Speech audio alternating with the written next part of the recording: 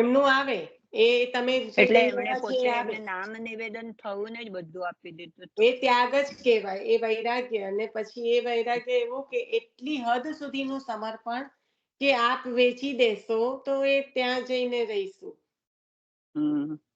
અમારા દેહનું પણ સમર્પણ.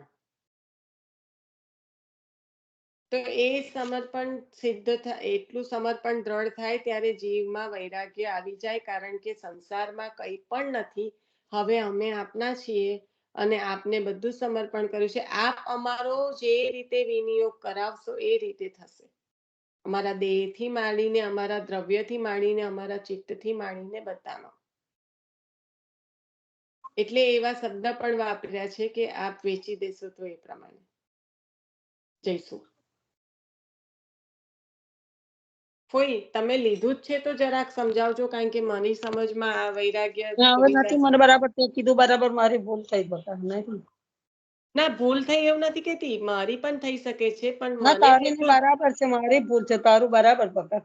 જેટલું મારા હૃદયમાં હતું એટલું મેં કહી દીધું. બીજું ભૂલનો મારો એ નથી, પણ હું એવું કહું છું કે કંઈક મારાથી ભૂલ થતી હોય તો મને કહેજો. ના બરાબર છે, તે કીધું બરાબર પકડ. અને માણેકચંદ છત્રીનું 100% આવશે, કારણ કે એ ખરું. હા, એ સર્વ સમર્પણ ખરું. હા, કારણ કે જેને બલીને ના જોયા હોય તે માણેકચંદ ને જોઈ લો. એવી એટલી હદ સુધીની શ્રી ગુસાઈજી પ્રભુ આજ્ઞા કરી રહ્યા છે આ વાર્તાજીમાં. તો આપના વચનો પ્રમાણે એ ઉત્તમ પ્રકારનું સમર્પણ છે જે રાજા બલીએ કર્યું, એના કરતા પણ ચડિયાતું છે. કારણ કે રાજા બલીએ ક્યારે એમાં ચડિયાતું કેમ થઈ જાય છે આપણે બધાને ખબર છે. કોઈ પણ એક જણ બોલો કેમ રાજા બલીથી પણ ચડિયાતું સમર્પણ છે? એમનું મર્યાદા રીતે છે ને આપણું સર્વ સમર્પણ પુષ્ટિ રીતે છે.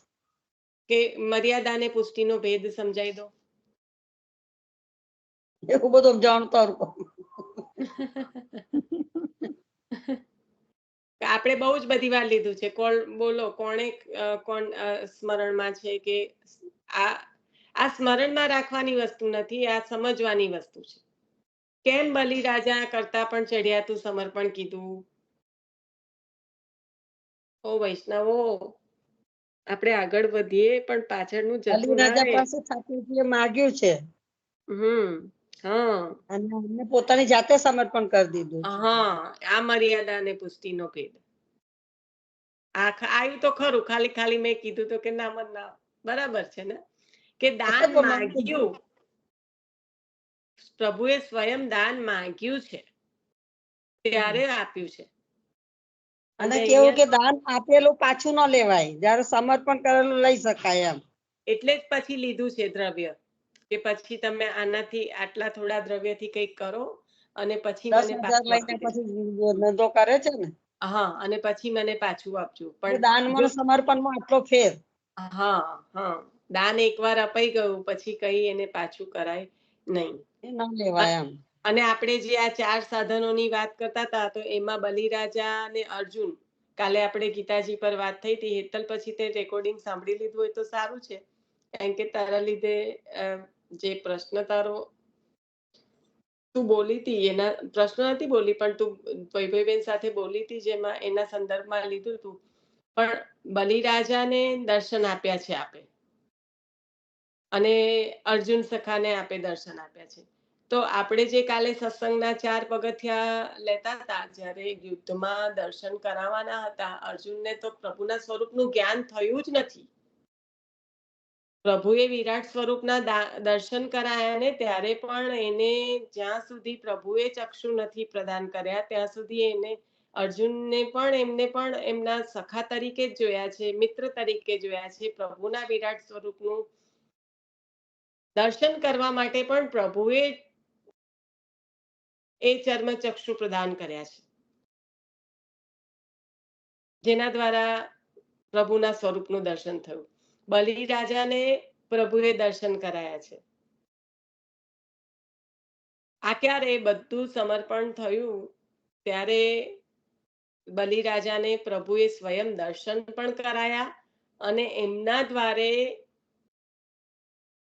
પ્રભુએ ઉભા રહ્યા છે દ્વારપાળ બનીને. એટલી હદ સુધીનું દાન બલિરાજાને કર્યું છે, કારણ કે પ્રભુ છે તો પરમ કૃપાળુ છે. તો અહીંયા જે આપણને 4 સ બતાયા કે સત્સંગ, સ્વરૂપ જ્ઞાન, મહાત્મ જ્ઞાન દ્વારા સ્વસ્વરૂપનું અને પ્રભુના સ્વરૂપનું, એટલે જીવના સર્વ સમર્પણ. અને પ્રભુના સ્વરૂપનું, અને સંપૂર્ણ સ્નેહ એટલે કે સર્વત્ર પ્રભુની સ્થિતિ નો અનુભવ, અને સમર્પણ જે દાસત્વની ભાવના દ્રઢ કરવા માટે સંપૂર્ણ સમર્પણ. તો આ જે 4 પગથિયા, એમાં સત્સંગ, તમે વિચારો કે જે અર્જુનને અને જે બલિરાજાને પોતાના સ્વરૂપનું પ્રભુએ દર્શન કરાયું છે, એ સ્વરૂપનું જ્ઞાન ભગવદીય દ્વારા, સત્સંગ દ્વારા પ્રાપ્ત થાય છે. એવી આજ્ઞા સ્વયં શ્રી ઠાકોરજીએ નારદજીને કરી છે આ 4 સાધનો દ્વારા. અને એના દ્વારા ભગવદીયતા પ્રાપ્ત કરીને એ ભગવદીયતા દ્વારા ભગવદ રૂપતા. એટલે પ્રભુ પોતાના અંશને પોતાના જેવો બનાવવા ચાહી રહ્યા છે, તો પ્રભુ જ પોતે જ શ્રમ ઉઠાઈ રહ્યા છે, સાધન પણ આપ બતાવી રહ્યા છે, અને સાધનનું ફળ જે પ્રભુ સ્વયં છે એ પણ આપ આપી રહ્યા છે. ભગવદ રૂપતા એ જ સાધનનું ફળ, કારણ કે ભગવદ રૂપતા જ્યારે થાય છે ત્યારે એ જીવની સ્થિતિ પ્રભુ જેવી થઈ જાય છે. એટલે ભક્ત અને ભગવાનનું જે મિલન, અહમ ભક્ત પરાધીન. આપણે કાલે પણ આ એક વાત થઈ હતી કે એકોમ શાસ્ત્ર ગીતા કીધું, તો પણ પછી કેમ આપણને ભાગવતજીની આજ્ઞા કરી છે? ભાગવતજી પ્રભુના દ્વાદશ અંગ છે, એમાં દશમ સ્કંદ પ્રભુનું હૃદય છે, ગીતાજી પ્રભુની વાણી છે. પહેલા તો આપણે પ્રભુના સ્વરૂપને જાણીએ, વાણી પછી આવે. જો આપણે કોઈને જાણતા હોય ને સંપૂર્ણ રીતે, તો એના મુખની આભા પરથી સમજી જાઓ કે એ શું કહેવા માંગે છે. એની વાણી સુધી પહોંચવાનો પણ જરૂર ના પડે. પણ જો તમે કોઈને જાણતા નથી, તો એની વાણી તમને કોઈ પણ દિશામાં ભરમાવી શકે છે. આ હકીકત છે કે નહીં કહો? આપણું સામાન્યમાં સામાન્ય જ્ઞાન, જ્યાં આપણી પાસે પ્રભુએ જે કંઈ આપ્યું છે આપણને, જીવન લૌકિક પણ જીવવાનું છે, એના માટે એ દ્રષ્ટિએ પણ આપણે જોઈએ તો તમે આ વાતથી એગ્રી થશો કે નહીં થાવ કે કોઈ માણસને તમે સંપૂર્ણ રીતે જાણો છો, તો એના મુખની આભા પરથી એના હૃદયની વાત જાણીને એને પૂછવાની પણ જરૂર ના રહે, ત્યાં સુધી તમે એને સમજી શકો છો. પણ જો કોઈને જાણતા નથી, તો એ તમને જે આવીને કહી જશે, કદાચ તમને સમજાશે પણ નહીં, સમજાશે તો વિશ્વાસ પણ નહીં આવે, અને જો કદાચ જે સમજાવવા માંગે છે એના કરતા વિપરીત પણ સમજાશે. આ બધી પોસિબિલિટીઝ કહું છું, પ્રોબેબિલિટીઝ કહું છું. તો આપણને આચાર્ય ચરણે ત્યાં શાસ્ત્ર એક ગીતા કહ્યું, અને કરવાની આપણને રોજમાં શું આજ્ઞા કરી? શ્રીમદ ભાગવતજી. અને એમાં પણ શ્રી સુબોધિનીજી, કારણ કે શ્રીમદ ભાગવતજીમાં જે મિલનબેન કહેતા હતા કે કેમ દીપેનભાઈએ આવું પૂછ્યું, પણ એટલા માટે કે શ્રીમદ ભાગવતજીમાં જે આવરણ શ્રી સુખદેવજી મહારાજે પુષ્ટિ પ્રવાહ મર્યાદા જીવોને માટે રાખ્યું, એ આવરણ સ્વયં શ્રી કૃષ્ણ આશ્રયરૂપ શ્રી સ્વામીની સ્વરૂપ શ્રી વલ્લભે ત્યાં હટાવી લીધું, અને જીવોને જે દાન કરવાનું હતું એ શ્રી સુબોધિનીજી દ્વારા આપ્યું. એટલે તો શ્રી સુબોધિનીજી ગમ્ય નથી જીવને, કારણ કે એમાં ભરી ભરીને આપ્યું છે. આપની લીલા આપ વગર કોણ સમજાવે? અને આ તો નિકુંજની લીલા. તો એ કોણ, જે રાસની લીલાનું જ ફક્ત જ્યારે વર્ણન થયું છે એમાં ભાગવતજીમાં, ત્યારે આ બધી લીલાઓ ક્યાં ગઈ? હોળી ખેલની લીલા ક્યાં ગઈ? દાનની લીલા ક્યાં ગઈ? અષ્ટછાપ સખાઓએ લીધી, શ્રી સુબોધિનીજીમાં આવરણ થયું. લીલા તો બધી સારસ્વત કલ્પની જ છે. કેમ ભાગવતજીમાં દાન લીલા, માન લીલા, હોળી ખેલ કેમ નથી? અને એ જ લીલામાં આપણે જો ખેલના દિવસોની વાત કરીએ, તો આપણા ઘરમાં તો નિયમ છે જયદેવજીની આપણે અષ્ટપદી લેવાનો. આ બીજા ઘરોનો કદાચ ખ્યાલ નથી. મારો આ પ્રશ્ન છે કે મારે પૂછવું છે કે બીજા ઘરમાં પણ આવી પ્રણાલીમાં છે કે આપણે તો રવિવારે લેવાનું હોય છે જયદેવજીની અષ્ટપદી. તો એ જયદેવજી એ જ શ્રી સુખદેવજી મહારાજ કે જે ત્યારે વર્ણન નથી કરી શક્યા, ત્યારે આવરણ રાખ્યું છે. તો અહીંયા આગળ એ પૂર્ણ રીતે પ્રભુના ખેલના લીલાનું વર્ણન કરી રહ્યા છે અષ્ટપદી દ્વારા. અને એમાં છે ને નિશાબેન રવિવારનું મેન્શન એવી રીતે નથી કરવાનું. સતીશ કાકાએ જાતે જ કીધું હતું, પણ એમ કે હા, મને પણ એ બહુ જ પ્રશ્ન હતો. હું તો પછી છે ને ઘણી ના વાર મેં લઈ પૂછી લેતી હતી. લીધું એમણે મને એવું કીધું હતું કે હું એવી રીતે તમને જે કીધું હશે ને સત્સંગમાં તેમ કે સમયની અનુકૂળતા પ્રમાણે કોઈ એવો નિયમ નથી કે હા, સન્ડે હું તો કરવો. પછી એવું જ કરતી હતી, કારણ કે મને તો રહી જતું હતું એવું. હા, મને એટલે એમ યાદ કે નથી હું એ પેલું આપણા બધા એટલે એ ના લેવાય એ પ્રમાણે એ બેઝ પર મેં બોલ્યો હોય છે એમ, પણ એનો કોઈ એ નથી કે સન્ડે જ અનુકૂળતા હોય તો દરરોજ જ લો એમ. પણ આ તો એવા હા, એટલે એ રીતે મેં કીધું હતું એમ. હા, અષ્ટપદી જેવી રીતના ગોસાઈજીની લઈએ એવી રીતના હા જયદેવજી. હા હા યા એટલે મેં અમુક પુસ્તકો પણ મને એવું નથી કે હું તો એવું કહેવા માંગુ છું, રવિવારનું તો બરાબર છે, એનો તો પ્રશ્ન પછી મને એવું થયું કે તો પછી હવે છેલ્લા દિવસ માનો કે શનિવારે જ પૂર્ણ થાય છે, તો રવિવારે આપણે લેવાનો સવાલ ના આવે, એટલે હું તો પછી એવું કરીને આગળ લઈ લઉં. એટલે એ બરાબર છે. પણ મારો પ્રશ્ન એ હતો કે બીજા ઘરોમાં છે કે નહીં, એ મને નથી. ના એ તો બરાબર છે. આ તો પેલું ખાલી મને જે ખબર હતી એ બોલી. હા, ના સારું કર્યું, કારણ કે એ તો પેલું કેવું કે ચલો ભાઈ વીકમાં એક વાર તો લે ને, પછી કોઈની ચૂકી ના જાય ને, એવું કરીને એક તમે દિવસ નક્કી કર્યો હોય તો સારું પડે. કારણ કે આમ પણ બે અષ્ટપદી શું એક અષ્ટપદી પણ રોજે લેવાય ને તોય બહુ છે એવું થતું હતું. નિશા અમુક ઉત્સવ હોય ને તે વખત લેવાનું હોય છે, લખેલું હોય છે લેખમાં કે આ હા, 2 લેવાની. એ જ એટલે પણ એ જ કહું છું કે માસી કેટલી રવિવાર ઉતાવળ હોય છે. ઘણી વાર કે એકેય માંડ લેવાય છે એમ કહેતી હતી. ના એટલે એવું નથી. અને તું મને રવિવારનું તને કોઈ કીધું કે રવિવાર લેવાનું, એવું કોઈ કીધું તને? અરે પેલા એમને લખ્યું શિલ્પાબેને. હે? હા, પુસ્તકમાં વાંચો. સેવા સંગીતમાં? હા, મને તો બીજું ખબર પણ નહીં. કહેવાનું હતું. હા, એ મને ખબર નથી, મેં વાંચ્યું નથી. પણ અમારા પેલું મોટું લેખનું પુસ્તક છે ને એમાં આવે છે કે અમુક ઉત્સવ હોય ને તો 90% લેવાનું. સેવા સંગીત સાગરમાં હશે. 99%. હા, એ હશે. એમાં મેં વાંચ્યું હા નથી, એમાં એમાં પણ જ છે. કહું. કારણ કે મને છે ને સેવા સંગીત સાગર, મને આમ છે ને પુસ્તક વાંચું ને તો એ અતિથી ઇતિ લગીને એવી ટેવ છે કે આમ પહેલું પાનું નું પહેલો શબ્દ ને છેલ્લા પેજનો છેલ્લો શબ્દ એવી રીતના ટેવ છે. પછી ભલે ને અંદર કઈ કદાચ એવું પણ હોય કે આની જરૂર ના હોય તોય મને એવી ટેવ છે. એટલે મને એવું યાદ છે.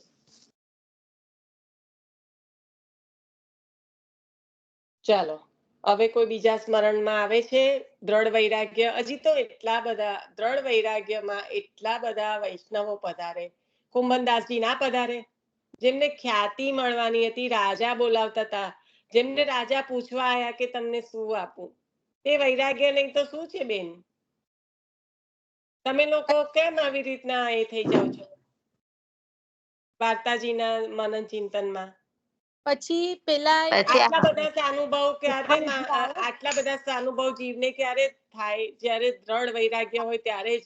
આ ઉત્તમ અધિકારીનું દાન નથી? કુંભનદાસજી જે સ્વયં પહેલું જ કીર્તન નિકુંજ લીલાનું રચે છે, તો એમને શું રસનું દાન ના કર્યું હોય ઠાકોરજીએ, તો એ ઉત્તમ લીલા, એ ઉત્તમ અધિકાર ના થયો? એટલે વૈષ્ણવો મને હતું રૂકમણીજી આવે, પેલા રૂકમણીજી પણ આવે આવે. ને આપણે દાસજી એ પણ આવે, પછી પેલા પતિ પત્ની એક હતા. રૂકમણીજી, એક જ મિનિટ બીરવાબેન, એક જ મિનિટ. રૂકમણીજી પણ આવે. હા, ગંગાને એ જ કહું છું. રૂકમણી પાયા. ગંગાજીને રૂકમણી પાય.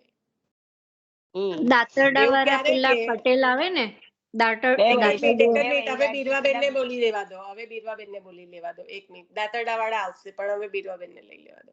બોલો. પછી અચ્યુતદાસજી પણ એવા જ હતા ને જે એકદમ જ લીલામાં મસ્ત હતા. પછી પેલા પતિ પત્ની ખબર છે બધું જ ત્યાગીને એક જ મિનિટ. આટલું બોલી જાઓ પણ બીજાને ના ખ્યાલ આવે પ્રસંગ કદાચ તો. એટલે લો તો એને એ રીતે લો કે બધા વૈષ્ણવોને ખ્યાલમાં આવે. હા, તો ઉભર હવે હું છે ને એ થોડી વાર રહીને લઈશ એટલે મારું. તમે પોતાની જાતને કનેક્ટ કરો પહેલા અને એ પ્રસંગને લો. હા, હું લઉં બીજાને અને બોલી એને આપણે કાલના પર રાખીશું. આજે હું થોડું વાંચન લઈશ. પણ તમે બધા જ વૈષ્ણવો મળીને વૈરાગ્યના દ્રષ્ટિએ જો દ્રઢ વૈરાગ્યનું એ કરશો ઉત્તમ અધિકારી, કારણ કે આ બધા જીવો ઉત્તમ અધિકારી જ છે, તો પછી ત્યાં વૈરાગ્ય વગર શક્ય જ નથી. પણ આપણે જેટલા સ્મરણમાં કરી શકીએ એટલા તો કરો. હવે જે દાતરડા વાળા કીધા એ દાતરડા વાળા પણ આવશે માણેકચંદ પછી, એમનો જ વારો છે કે જેને માણેકચંદ ને ના જોયા હોય એ દાતરડા વાળાને જોઈ લો. તો હવે આ બધા પ્રસંગોને અહીંયા આપણે પોઝ રાખીએ છીએ. ભગવતી માસી આપણે પોઝ કરીએ છીએ અહીંયા. તો પેલા 2 વૃક્ષ સાથે ભગવત વાર્તા કરતા હતા એમણે પણ ઘસાઈ જઈને બધું આપી દીધું હતું. હા, એ આપણે કાલે તમે એ લેજો, બધાને જે સ્મરણમાં આવે એ લેજો. આઈ વોઝ હોપિંગ કે તમે લોકો, જ્યારે હું 15-20 મિનિટ લેટ થઉં છું તો મને આમ એવું હતું કે કેટલા વૈષ્ણવ પધારી ગયા હશે. બોલો, આવું ના ચાલે. કોઈ બોલતું નથી. જ્યારે ચાન્સ આવે તો ત્યારે કોઈને યાદ નથી આવ્યું.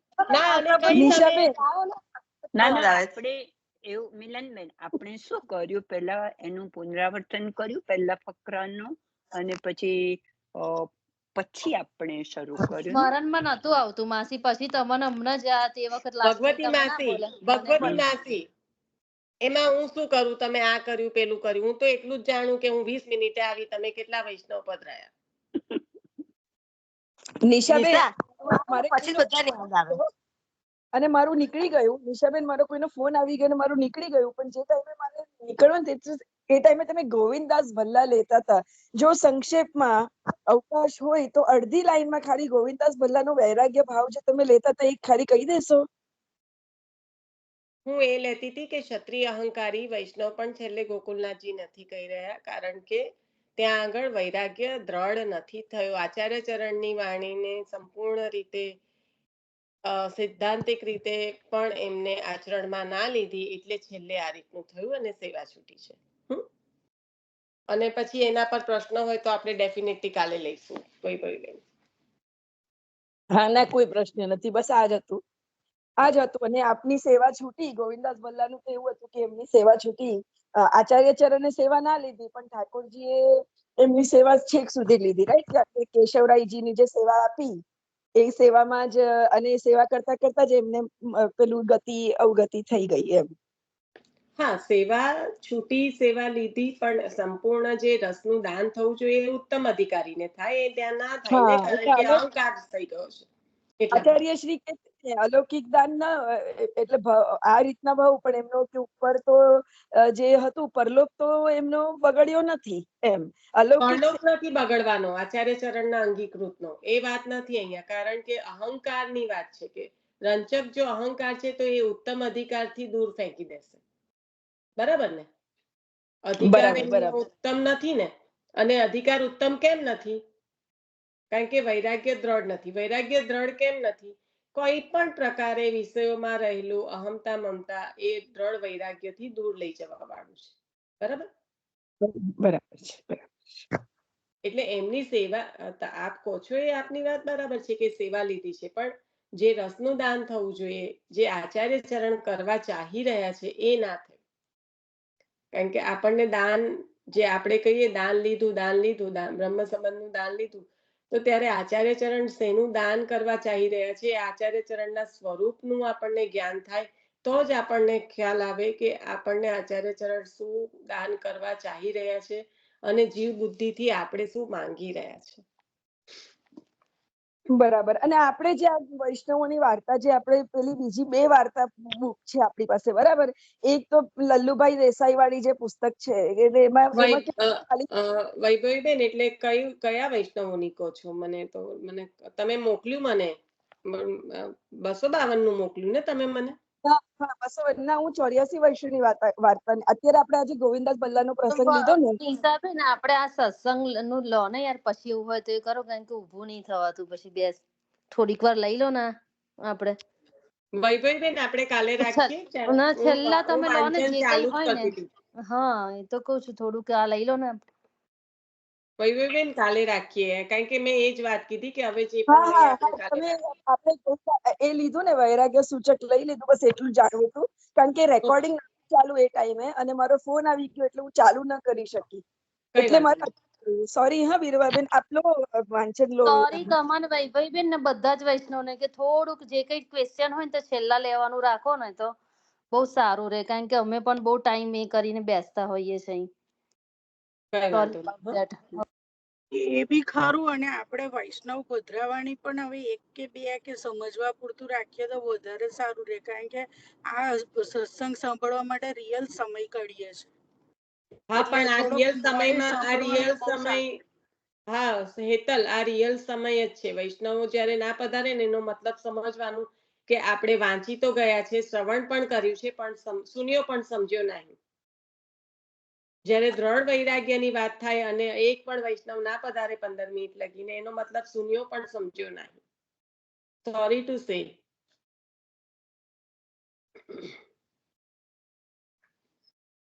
એટલે એ તો આપણે જે અત્યારે જે થયું ને એ લાંબુ એટલા માટે થયું કે આપણે બીજી ડિરેક્શનમાં ચાલવા માંડ્યા હતા.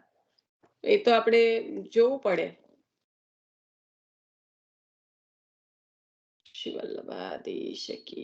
બીજી ડિરેક્શનમાં એટલે એવી રીતે કે વૈરાગ્ય એટલે ખાલી આમ કશું બધું ગૃહ ત્યાગ ને એવું કર્યું, પણ આ તો અહીંયા આગળ વૈરાગ્યની ડેફિનેશન જ આખી સંપૂર્ણ પ્રમાણમાં કશું જ ના હોવું જોઈએ એવી રીતનું. એટલે એનામાં આપણે આગળ કાલે વધીશું. ચાલ, મને આટલું ક્યારનું કહેવું હતું ને એવું કહી દીધું. શ્રીમદ ભાગવતમાં 3 પ્રકારની ભાષાઓ, તેનાથી પરસ્પર કથા વિરોધનું સમાધાન. સૌને પોતપોતાના અધિકાર પ્રમાણે ભાગવત સમજાય છે. સૌને સરખું સમજાતું નથી. કેટલાકને ભાગવતમાં કેટલીક કથાઓમાં પુનરક્તિ કે પરસ્પર વિરોધ પણ દેખાય છે. વાસ્તવમાં વિરોધ કે પુનરક્તિ ઉદ્દેશ્યપૂર્વક રાખેલા છે, અને તે ભાગવતમાં 3 પ્રકારની ભાષાઓથી દેખાય છે. તો આમાં જે ટાઇટલ આપણું છે કે 3 પ્રકારની ભાષાઓ અને તેનાથી પરસ્પર કથા વિરોધનું સમાધાન. તો આ કથા વિરોધનું સમાધાન એટલે બે વસ્તુ થઈ કે એક પહેલામાં પહેલું તો એક સચોટ જે છે સત્ય કે યથા અધિકાર, જે કઈ આ લીલા છે પ્રભુની, એ પ્રભુ જેને જેટલું દાન કરવા ચાહી રહ્યા છે એના અધિકાર પ્રમાણે જ એને એ તત્વ સમજાશે. તો પોતપોતાના અધિકાર પ્રમાણે ભાગવતજી સમજાય. અને કેટલાકને ભાગવતમાં કેટલીક કથાઓમાં પુનરક્તિ કે પરસ્પર વિરોધ પણ દેખાય. એટલે જો તર્ક લગાવવામાં આવે તો એ પરસ્પર વિરોધ પણ દેખાય અને પુનરક્તિનો દોષ તો શાસ્ત્રમાં કહેલો છે. એટલે ભાગવતજીમાં પુનરક્તિ એવી રીતે તો આવે જ નહીં કે જે દોષપૂર્ણ થઈ જાય, પણ જ્યારે દ્રઢ કરાવવું છે જીવોને પ્રભુનું સ્વરૂપ, તો પછી એમાં પુનરક્તિ તો થાય જ. વારંવાર જે કહેવામાં આવે એ પુનરક્તિ કહેવાય, પણ પુનરુક્તિ કે પરસ્પર વિરોધ એ જીવને દેખાય છે, ત્યાં છે નહીં. વાસ્તવમાં વિરોધ કે પુનરક્તિ જે પણ કંઈ રાખેલા છે એ ઉદ્દેશ્યપૂર્વક રાખેલા છે. અને તે ભાગવતમાંની 3 પ્રકારની ભાષાઓથી દેખાય છે. તો પહેલી ભાષા છે સમાધિ ભાષા, બીજી મતાંતર અથવા તો પરમત. મતનો અંતર, બીજા પાસેથી જે લીધેલો મત હોય એ મતાંતર અથવા પરમત. અને ત્રીજું છે લૌકિક. તો આ 3 ભાષાઓ શ્રી ભાગવતજીમાં છે. વ્યાસજીએ સમાધિમાં શ્રીમદ ભાગવતનું દર્શન કર્યું છે.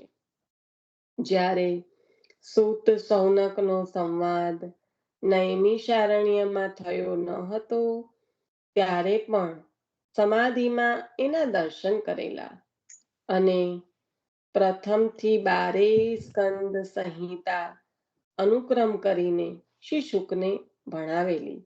તેથી સામાન્ય રીતે તો સમગ્ર ભાગવત વ્યાસજીની સમાધિ ભાષા છે. ખ્યાલ આવ્યો? સમાધિ ભાષા કઈ રીતના કહ્યું? તો વ્યાસજીએ સમાધિમાં આપે જે દર્શન કર્યું હતું એ સમાધિ એ ભાગવતજી એટલે સમાધિ ભાષા થઈ. જ્યારે સુત સંવનકનો જે નૈમિષારણ્યમાં સંવાદ જ્યારે સુત સંવનકનો સંવાદ નૈમિષારણ્યમાં થયો ન હતો ત્યારે પણ સમાધિમાં એના દર્શન કરેલા અને પ્રથમથી 12 સ્કંદ સંહિતા અનુક્રમ કરીને શ્રી સુખદેવજીને આપે ભણાવેલી. તેથી સામાન્ય રીતે તો સમગ્ર ભાગવત વ્યાસજીની સમાધિ ભાષા છે. ભાગવતમાંના પ્રસંગોને વ્યાસજીએ સમાધિમાં જોયેલા જ અને તેના વર્ણનના શબ્દો પણ સમાધિમાં જ મળેલા.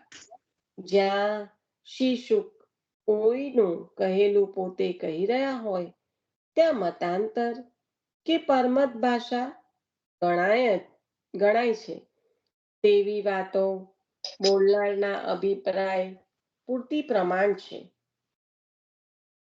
જ્યાં શ્રી શુક કોઈનું કહેલું પોતે કહી રહ્યા હોય ત્યાં મતાંતર કે પરમત ભાષા ગણાય છે. એવી વાતો બોલનારના અભિપ્રાય પૂરતી પ્રમાણ છે. લૌકિક રીતે વર્ણન હોય ત્યાં લૌકિક ભાષા ગણાય, તે પણ બોલનારના અભિપ્રાય પૂરતી જ પ્રમાણ છે.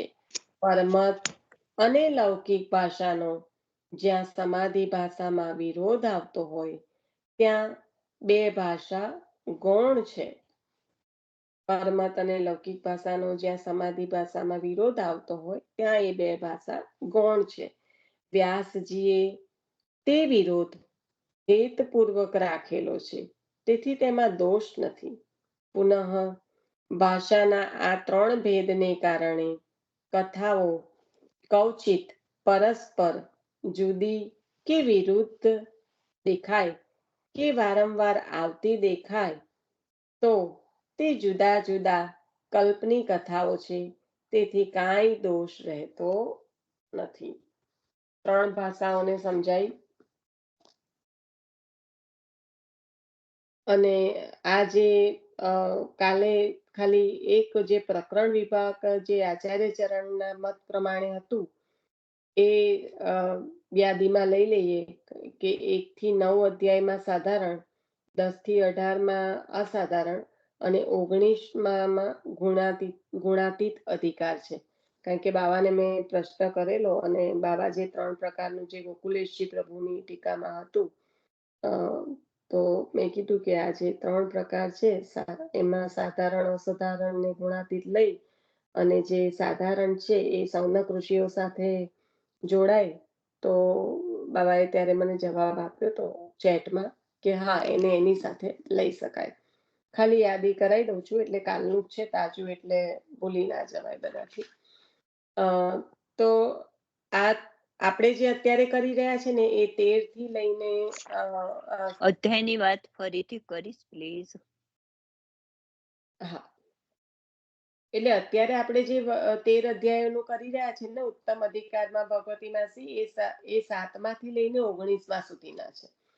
અને જે 1 થી 3 સુધીના હીન અધિકારી અને 4, 5 ને 6 મધ્યમ અધિકારી આ રીતે ભાગવતજીનું છે. પણ આચાર્ય ચરણના મતે જે 1 થી 9 અધ્યાય છે, 1 થી 9 અધ્યાય એમાં તો મધ્યમ હીન અને થોડા ઘણા પ્રમાણમાં ઉત્તમ એવી રીતે આવી જાય.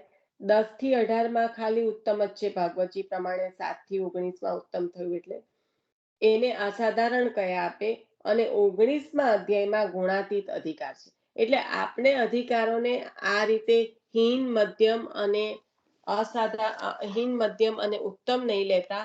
આપે સાધારણ, અસાધારણ અને ગુણાતીત એ રીતે 3 આ અધ્યાયોનું વર્ણન 3 પ્રકરણમાં આપે કર્યું છે.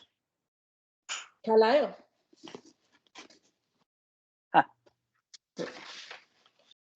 હવે આ 3 ભાષાઓ સમજાઈ તો સમાધિ ભાષા જે આપણે સમજ્યા કે ઋષિ જે આપના જે છે વ્યાસ મહાઋષિજી એમને જે સમાધિ એટલે ધ્યાનમાં હોય તે કહેવાય.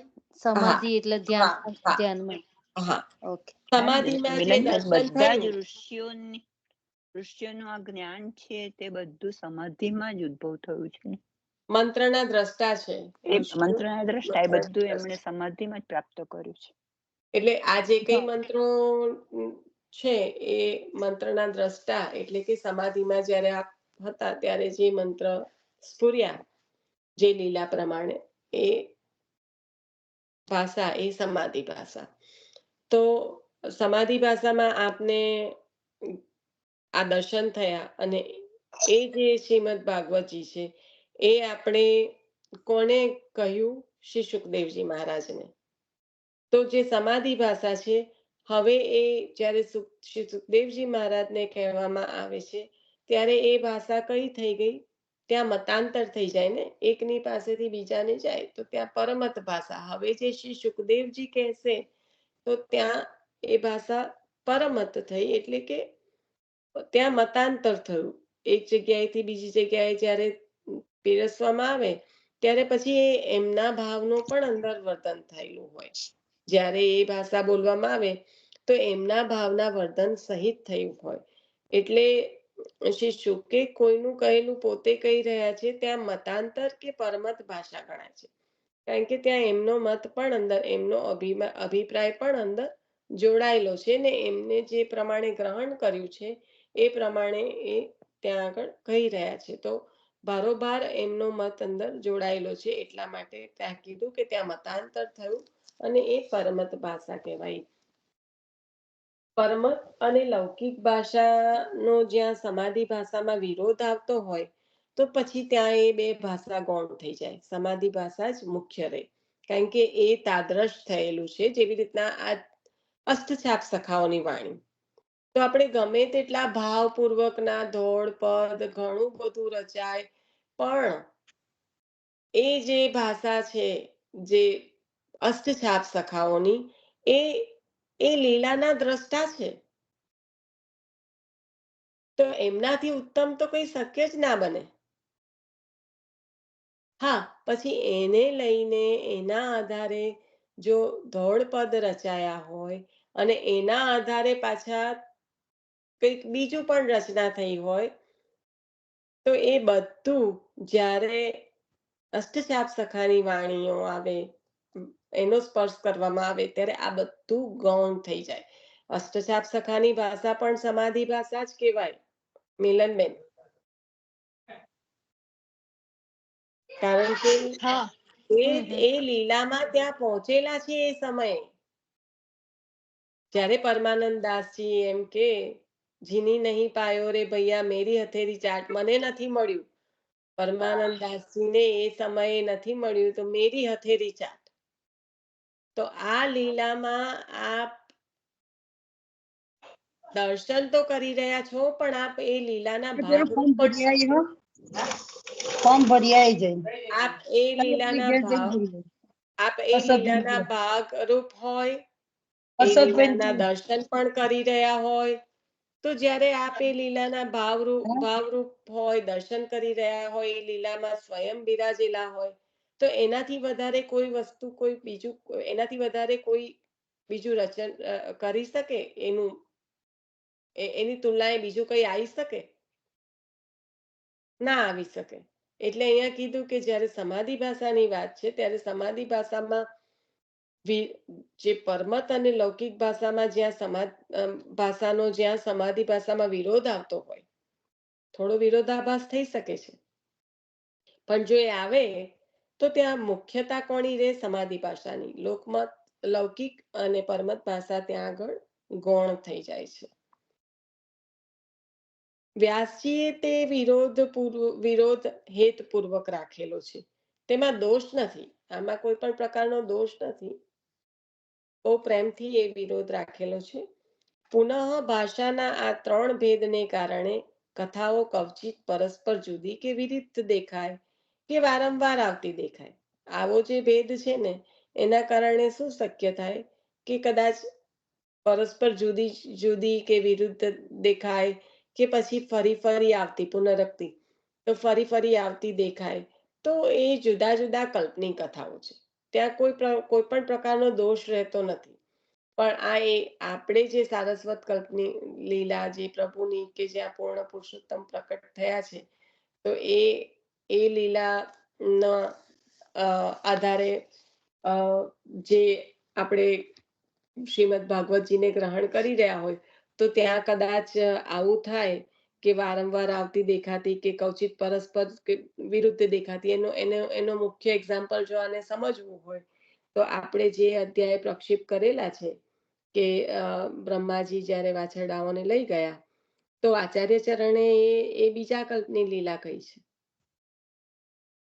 સુબોધિનીજીમાં એ અધ્યાયો પ્રક્ષિપ્ત કરેલા છે, કારણ કે આ જે લીલા થઈ છે એ સારસ્વત કલ્પની લીલા નથી. એટલે એ ક્યારેક આવું થાય તો એમાં કોઈ દોષ નથી, કારણ કે જુદા જુદા કલ્પની કથાઓ પણ હોઈ શકે છે જે વારંવાર આવતી દેખાય છે કે વિરુદ્ધ દેખાય છે કે પરસ્પર જુદી દેખાય છે. તો એ સમજાવવા માટે અહીંયા કહે છે કે વ્યાસજીએ વિરોધ હેતપૂર્વક રાખેલો છે, તેથી તેમાં દોષ નથી. પુનઃ ભાષાના આ 3 ભેદને કારણે કથાઓ કવચિત પરસ્પર જુદી કે વિરુદ્ધ દેખાય કે વારંવાર આવતી દેખાય તો તે જુદા જુદા કલ્પની કથાઓ છે, તેથી કાંઈ દોષ રહેતો નથી.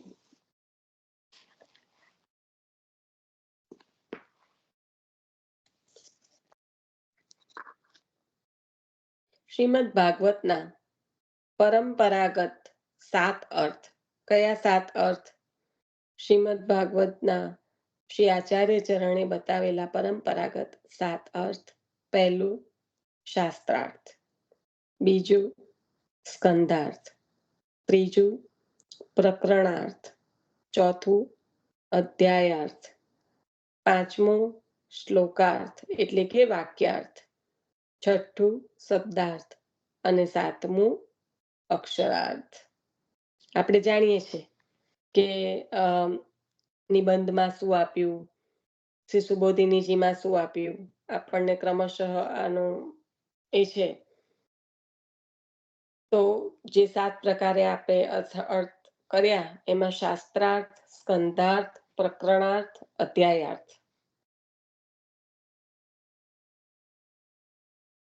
અધ્યાય પછી શું આવે? શ્લોક એટલે કે વાક્યાર્થ, અને એમાં પણ પાછો શબ્દ એટલે શબ્દાર્થ, અને એમાં પણ અક્ષર એટલે અક્ષરનો અર્થ.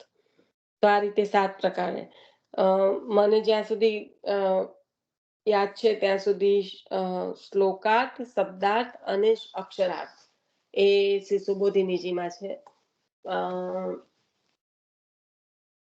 નિબંધમાં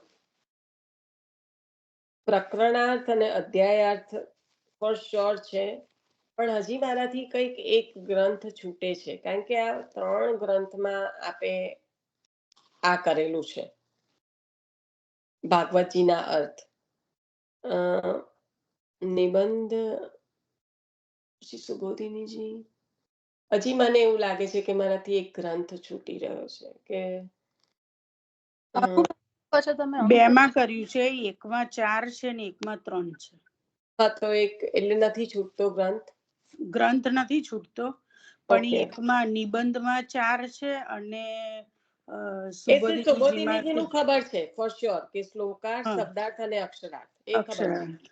હા, પણ પેલા 4 નિબંધમાં જ કરેલું છે. નિબંધમાં એટલે હા એવી રીતે છે. હા, તો 4 અને 3. હા, ઓકે, તો થેન્ક યુ. કારણ કે મને થયું કે 4 નિબંધમાં છે કે મારાથી ગ્રંથ છૂટે છે, મને નથી ખ્યાલ આવતો. ઓકે, તો શાસ્ત્રાર્થ, સ્કંધાર્થ. સ્કંધમાં પણ શું હોય? પ્રકરણ હોય, અને પ્રકરણમાં પણ શું હોય? અધ્યાય હોય. તો શાસ્ત્રાર્થ, સ્કંધાર્થ, પ્રકરણાર્થ અને અધ્યાયાર્થ એ આપશે નિબંધમાં બતાવ્યું છે, અને શ્લોકાર્થ, શબ્દાર્થ અને અક્ષરાર્થ એ શ્રી સુબોધિનીજીમાં. શ્રી ભાગવતનો અર્થ કરતી વખતે અક્ષરાર્થથી આરંભીને જે અર્થ કરવામાં આવે તે ક્રમશઃ આગળના અર્થને અનુકૂળ થવો જોઈએ. સંપૂર્ણ જે અર્થ કર્યો હોય તે ભાગવતના મુખ્ય અર્થ આનંદરૂપ સાકાર ભગવાનની લીલા સાથે સંગત થવો જોઈએ. કેટલું સુંદર કહ્યું. અને અહીંયા જ સાકાર સ્વરૂપનું જ્ઞાન થાય છે, ક્યાંય આગળ નથી જવું. જે નિર્ગુણ નિરાકારની વાત, જે બ્રહ્મ સર્વત્ર છે એની વાત ભાગવતજીમાં જ આવશે અને એનાથી જ આગળ વધીને સંપૂર્ણ આપણું જે આનંદ ઘન સ્વરૂપ સાકાર પૂર્ણ પુરુષોત્તમ પ્રભુ એમનું સ્વરૂપ પણ અહીંયા આગળ જ મળશે. તો કયું પણ એ કઈ રીતના કે આ જે ભગવાનની લીલા છે એ કેવી રીતના સંગત થવી જોઈએ? તો બહુ ઝીણવટ પૂર્વકની વાત કહી કે શ્રી ભાગવતનો અર્થ કરતી વખતે અક્ષરાર્થથી આરંભ કરીને જે અર્થ કરવામાં આવે તે ક્રમશઃ આગળના અર્થને અનુકૂળ થવો જોઈએ. સંપૂર્ણ જે અર્થ કર્યો હોય તે ભાગવતના મુખ્ય અર્થ આનંદરૂપ સાકાર ભગવાનની લીલા સાથે સંગત થવો. કારણ કે ભાગવતજીનો મુખ્ય અર્થ શું છે? પ્રભુની લીલા અને એમના ભક્તોના ગુણગાન. તો આ જે બેઝિક છે એની સાથે તો સંગત થવો જોઈએ ને થવો જ જોઈએ. આ સાતે પ્રકારે એકબીજા સાથે વિરોધ ન આવે તેમ અર્થ સમજાય ત્યારે સંસાર બંધનમાંથી મુક્તિ મળે, ભક્તિ મળે. 7 પ્રકાર આચાર્ય ચરણની કૃપા થાય ત્યારે કઈ રંચક સમજાય. 7 પ્રકારનું તો કઈ ખબર નહીં, પણ કહ્યું કે આ 7 પ્રકારે એકબીજા સાથે વિરોધ ન આવે તેમ અર્થ સમજાય ત્યારે સંસાર બંધનમાંથી મુક્તિ મળે અને ભક્તિ મળે. બોલો છે કઈ આપણે તો કોણ જાણે. ભગવાને જેમને કાંઈક સદબુદ્ધિ આપી છે તેવા લોકો જ ભક્તિ અને મુક્તિ માટે પ્રયત્ન કરે છે. સૌ નહીં. જેને મુક્તિ જોઈ હોય, અનુભવી હોય તે મુક્તિ મેળવવા મથે. પણ જેને મુક્તિનું સ્વપ્ને પણ ખ્યાલ નથી એ મુક્તિ મેળવવા મથે ક્યારે? ભગવાન જેને કંઈક સદબુદ્ધિ આપે છે, શાસ્ત્ર અભિમુખતા આપી છે, એવા લોકો મુક્તિ કે ભક્તિ માટે પ્રયાસ કરે છે. બાકી સામાન્ય લોકો તો બિચારા જેમ તેમ કરતા પણ મન માન્યું કે મન મનાવીને જીવવા માટે જ પ્રયત્ન કરતા દેખાય છે, પણ મુક્તિ કે ભક્તિ માટે મથતા નથી. મુક્તિ કે ભક્તિ મેળવવા મથતા જનને મુક્તિ કે ભક્તિ ભગવાન કૃપા કરીને આપે છે ત્યારે જ મળે છે. ભગવાન પોતાના રૂપ અને નામ દ્વારા સૌનો ઉદ્ધાર કરે છે. અવતાર વખતે સ્વરૂપથી અને અનવતાર દશામાં નામથી સામાન્ય રીતે ઉદ્ધાર કરે છે. પ્રાણી માત્રનો ઉદ્ધાર કરવા માટે સર્વ અવતારના અવતારી ભગવાન શ્રી કૃષ્ણે ભૂતલ પર પધારી સૌને પોતાની લીલાથી કૃતાર્થ કર્યા છે. અવતાર લઈને પધારેલા ભગવાન શ્રી કૃષ્ણ ઓળખ સમગ્ર શ્રીમદ ભાગવતજી શ્રી કૃષ્ણની ઓળખ સમગ્ર શ્રીમદ ભાગવતજીમાં લીલા ગાન દ્વારા કરવામાં આવી છે. 18,000 શ્લોકમાં વર્ણવેલા. તો અહીંયા આગળ શ્રીમદ ભાગવતજીની ઓળખાણ આપી કે પ્રભુનું જે ગુણગાન છે, પ્રભુની લીલાઓનું, તો અવતાર લઈને પધારેલા અવતારી, કારણ કે બાકી બધા અવતારો છે એ કંઈક પ્રયોજન અર્થે પધારેલા છે અને એ પ્રયોજન પૂર્ણ થતા આપ પાછા પધારી ગયા છો. પણ અહીંયા જે ઠાકોરજીની જે અવતારી સ્વરૂપે ભૂતલ પર પધારવું એ તો તેના માટે છે, પોતાની લીલાથી જીવોને કૃતાર્થ કરવા માટે. એટલે જ્યારે તામસ ગોપીજનો ગોપી ગીતમાં આપને પાછા પધારવા વિનંતી કરી રહ્યા છે, ત્યારે ભારોભાર કે છે કે આપના પ્રાકટ્યનું તો પ્રયોજન જ વ્રજમાં પધારીને અમને શરણે લેવાનું છે. શ્રુતિઓ છે, આપના પ્રકટ થતા પહેલા પધારી ગયા છે, તો અહીંયા આપનું પધારવું એ કંસને મારવો કે બકાસુર અઘાસુરનો વધ કરવો એ નથી. આપનું પ્રકટ થવાનું પ્રયોજન તો ફક્ત ને ફક્ત અમને રસનું દાન કરવા માટેનું છે. માટે આપ પધારો. તો અહીંયા આગળ જે અંશ કલા પ્રભુના જે અવતારો છે, તો એ જે એક કાર્ય માટે પધારેલા હોય એ કરીને પાછા પધારી જાય છે. પણ જે પૂર્ણ પુરુષોત્તમ ભગવાન શ્રી કૃષ્ણ એ જીવોને કૃતાર્થ કરવા માટે, એટલે કે પોતાના ભક્તો માટે પધાર્યા છે. નૃસિંહ ભગવાન જ્યારે પધાર્યા તો એ કોના માટે પધાર્યા હતા? પ્રહલાદજી માટે, નહીં કે રાક્ષસનો વધ કરવા માટે.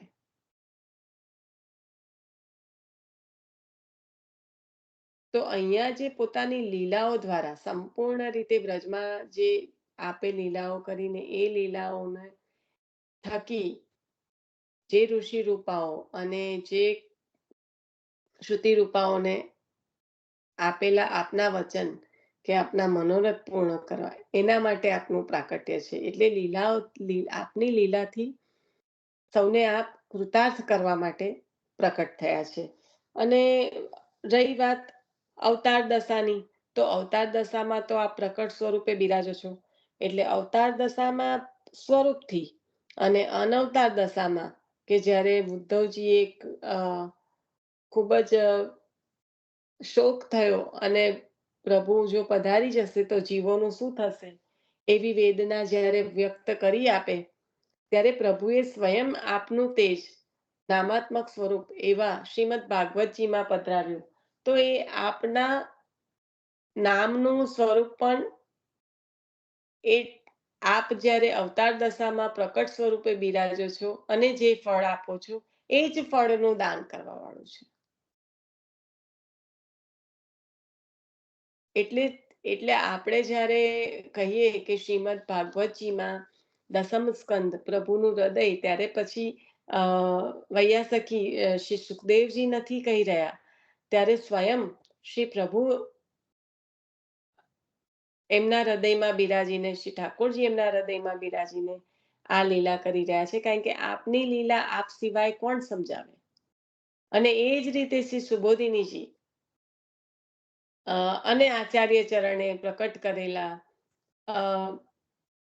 આપના નામ પુરુષોત્તમ નામ સહસ્ત્ર, તો આ જે છે એ આપની લીલા આપ સિવાય કોણ પ્રકટ કરી શકે.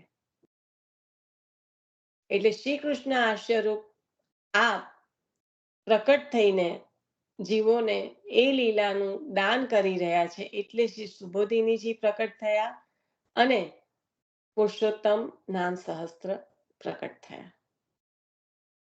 તો એ જ બતાવે છે કે આચાર્ય ચરણનું સ્વરૂપ જ શ્રી કૃષ્ણ આશ્રયરૂપ શ્રી કોટિકંદર પર લાવણ્ય શ્રી ઠાકોરજીનું અને શ્રી સ્વામિનીજીનું સ્વરૂપ એ જ શ્રી આચાર્ય ચરણનું સ્વરૂપ છે.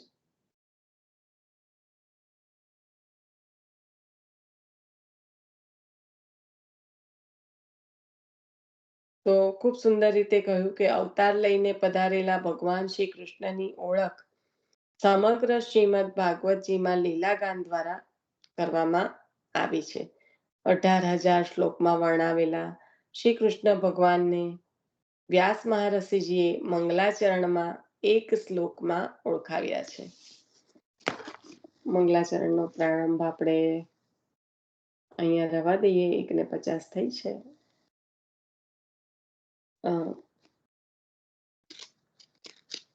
એટલે અહીંયા સુધીનું છણાવટ સાથે લઈ લીધું છે. એટલે આપણે કાલે કે પછી આજે કયો વાર થયો? બુધવાર થયો.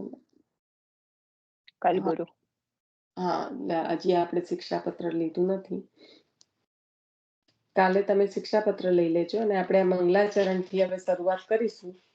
પણ આજે ખાસ જે 3 ભાષાઓ છે એટલે છણાવટ સાથે લઈ લીધું છે. આજે ભાગવતજીમાં જે 3 ભાષાઓમાં વર્ગીકરણ થયું છે કે સમાધિ ભાષા, મતાંતર અથવા તો પરમત અને લૌકિક ભાષા. અને પછી જે અર્થ શ્રી આચાર્ય ચરણે સમજાવ્યા છે, જે શાસ્ત્રાર્થ, સ્કંદાર્થ, પ્રકરણાર્થ, અધ્યાયાર્થ, એ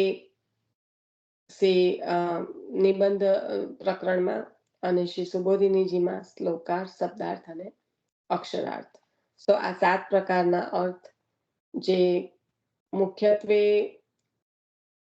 તમે અક્ષરથી ચાલુ કરીને આગળ જ્યાં સુધી પહોંચો, પણ મુખ્યતા એ છે કે જે ભાગવતજીનો મુખ્ય અર્થ છે કે આનંદ રૂપ સાકાર સ્વરૂપ શ્રી ભગવાનની લીલા, એની સાથે આ બધું સંગત થવું જોઈએ.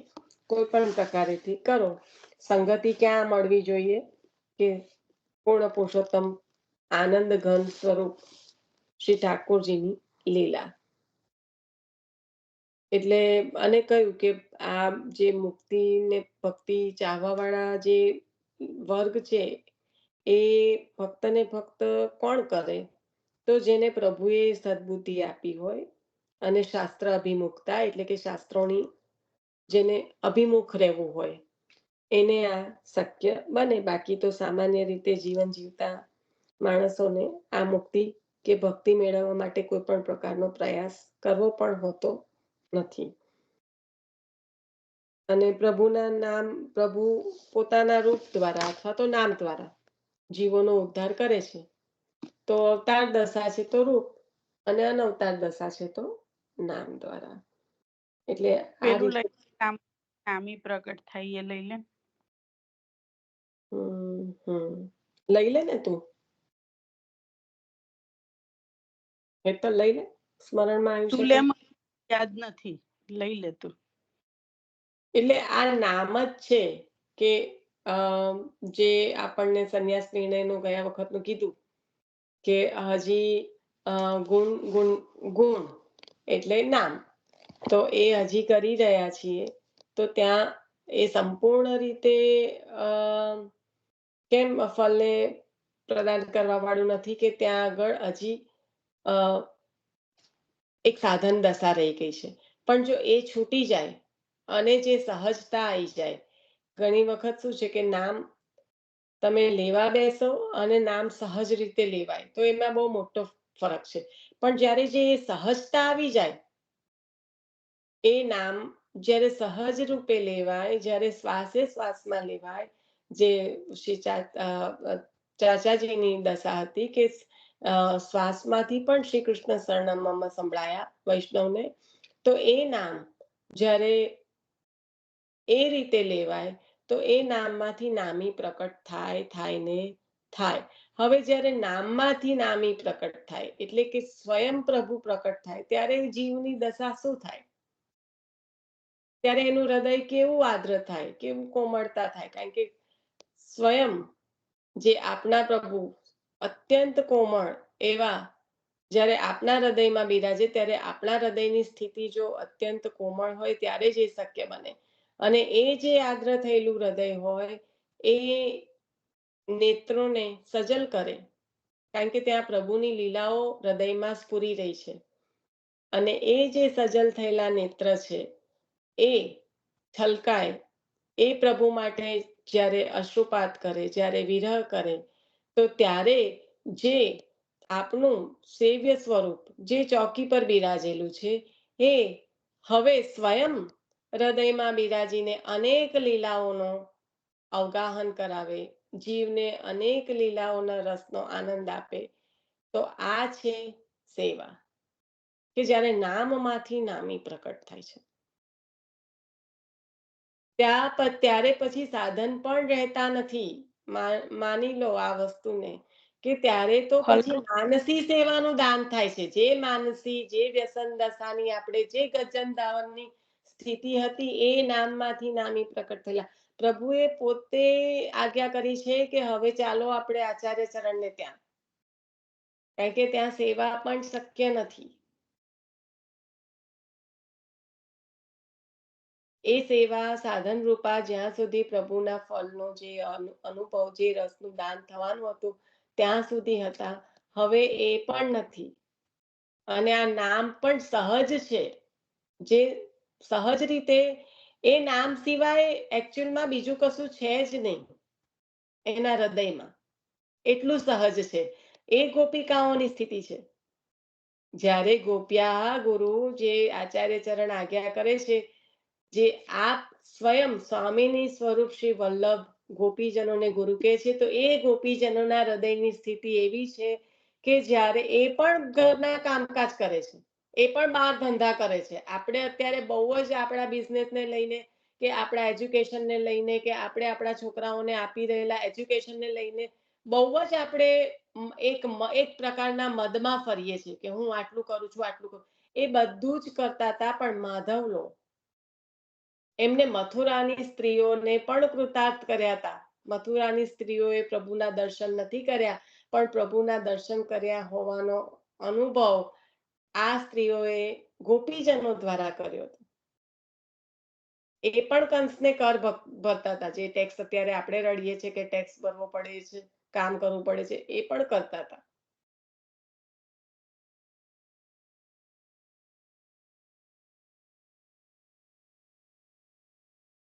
ચાલો, શ્રી વલ્લભાધીશ કી જય. હેતલ, થઈ ગયું? યાદ આવી એટલે ગયું? નામ ફળ ગયું ને, હમ? નામ ફળ થઈ ગયું, ફલરૂપ થઈ ગયું. ફલરૂપ ક્યારે થયું? પણ મુખ્યતા એની છે. જ્યાં સુધી એ નથી થતું ત્યાં સુધી તો આપણે જે કંઈ એ સાધનમાં જ ગણાય છે. એટલે લાસ્ટ ટાઈમનો સંન્યાસ નિર્ણયનો જે આ લોકોએ વાત કરતા હતા અને ફરી મૂક્યું હતું, તો એ સાંભળી લેજો. પણ એ ત્યાં આગળ એ કીધું છે કે ગુણ છે, એ ત્યાં પણ હજી જો સ્વસ્થતા છે તો હજી એ ફલદાયક નથી. ત્યાં અસ્વસ્થતા આપવા વાળું નથી ત્યાં સુધી એ ફલદાયક નથી. એ પછી માસીનો પ્રશ્ન હતો એટલે મેં માસીની સાથે જ વાત કરી લીધી હતી અને થઈ ગયું હતું. પણ કોઈને પણ પાછું એમાં કંઈ પણ કરવું હોય તો આપણે ફરી એમાં કરી લઈશું, જો સાંભળ્યા પછી પ્રશ્ન થાય તો. શ્રી વલ્લભ. ચલો, થઈ ગયું. આપણે આશરો લઈશું.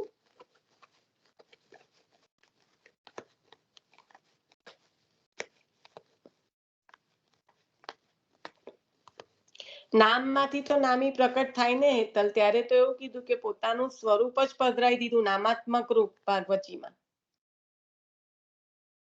એટલે અનવતાર દશામાં નામ જ મુખ્ય છે. એટલે શ્રી ગુસાઈજી પ્રભુ ચરણે 108 નામ રચ્યા, તો એ નામ જ મુખ્ય છે આપણા માટે. તો એ નામ એ શ્રી વલ્લભ સ્વરૂપ જ છે. અત્યારે આપણા માટે વલ્લભ સ્વરૂપ કયું? આપના નામ, જે સ્વયં પૂર્ણ પુરુષોત્તમ સ્વરૂપ શ્રી ગુસાઈજી પ્રભુ ચરણે રચ્યા.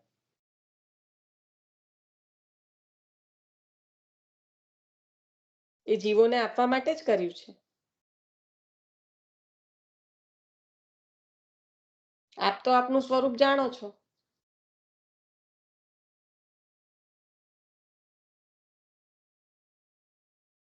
પણ આચાર્ય ચરણ પધારી જાય પછી સી દશા? તો આપ નામ સ્વરૂપે દરેકના હૃદયમાં બિરાજો છો. એટલે જ આસુર વામો લીલા કહ્યું. અસુરો માટે આપ છો નથી ભૂતલ પર. જે આપના નિત્યનો છે એના માટે તો આપ સદા સર્વદા બિરાજો છો.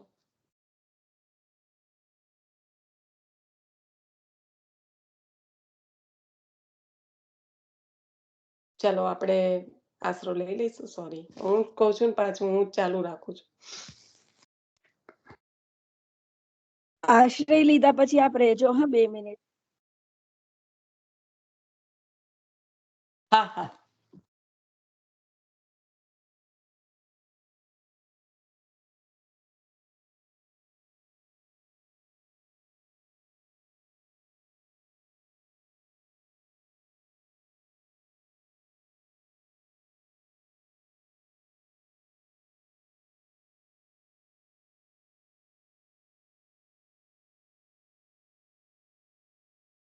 કોને આશ્રય પદ લેવાનું છે?